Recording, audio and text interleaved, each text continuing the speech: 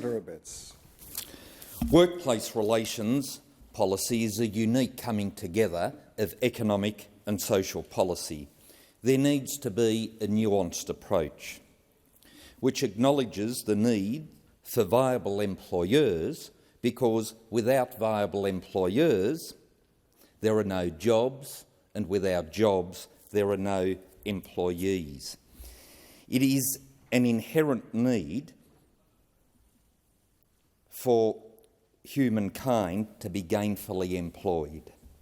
That is why the social data overwhelmingly advises us that a person's mental health, physical health, self-esteem, social interaction are all enhanced if they have the benefit of gainful employment. So at the forefront of our minds as legislators should be the enhancement of job creation, growing the jobs pool as much as possible to enable as many of our fellow Australians to gain from those benefits that I've just outlined. And so in setting our policies, it's about job creation, it's about job sustainment, the remuneration of those jobs and pathways for progress without stifling job creation. It is known that in general terms, if you start on the lowest rung of the employment ladder, 80% or so move up a rung or more within the first 12 months, and within 2 years the vast bulk have moved up that ladder of the employment opportunities that are available.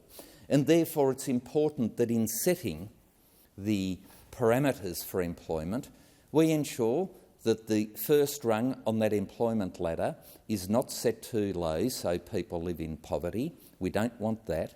But nor do we want that first rung to be set so high that too many of our fellow Australians are denied the opportunity of employment, because to do so denies them all the benefits that I previously outlined. And it's not only for them, the social data tells us also that people in a household of a person gainfully employed also benefits from those 4 factors that I indicated earlier. We in the Liberal Party believe that the employer-employee relationship is in fact a symbiotic relationship. They rely on each other. An enterprise needs workers just as much as workers need an enterprise in which to work. And that is why we on this side absolutely and categorically reject the assertion that somehow employment law is about this old-fashioned, discredited concept of class warfare. Instead of seeking to set worker against employer and employer against worker, we seek to ensure that there is as good a relationship as possible where workers and employers can cooperate to the very best of their ability to ensure that the enterprise remains viable. Now look, we know what human nature's like. There will be those employers that will seek to rip off the workforce. That is why we have a Fair Work Ombudsman. That is why we have the Fair Work Commission. That is why we have authorities in place to protect workers' fundamental rights. That is why, as part of this bill, something which I argued before it was in fact adopted by the Coalition, the concept of wage theft being seen as a criminal offence. Guess who is introducing that, or seeking to introduce that, into Australian law for the very first time? It is a Liberal National Party government. When the Australian Labor Party had the levers of government in their hands and introduced the celebrated Fair Work Act, did they introduce the concept of wage theft and criminality? No, they did not. It was not on their radar. It is on our radar. That is why we are seeking to introduce such a concept in this bill. And What do the so-called champions of the worker do in this place? They're telling us they're going to vote against it. They are going to vote against the criminalisation of deliberate wage theft. These are the people that allegedly are on the side of workers. I would have thought they would have had the decency to say this was a huge omission in the Fair Work Act originally.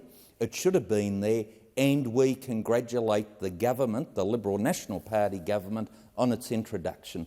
But the relentless negativity of the Labor Party is such that no matter what the government does, they will be against it or put a negative spin on it.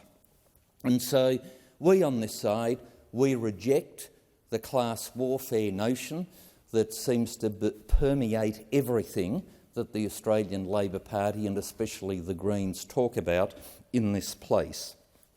We see the need for there to be constraints to ensure that employers don't rip off their workers. Similarly, we seek to ensure the trade unions cannot rip off their members.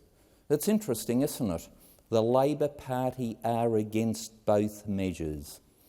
They don't support the criminalisation in this bill of wage theft, nor do they support the criminalisation of having unions brought to account if they steal or misappropriate their members' funds. One really wonders what motivates the Australian Labor Party in this space.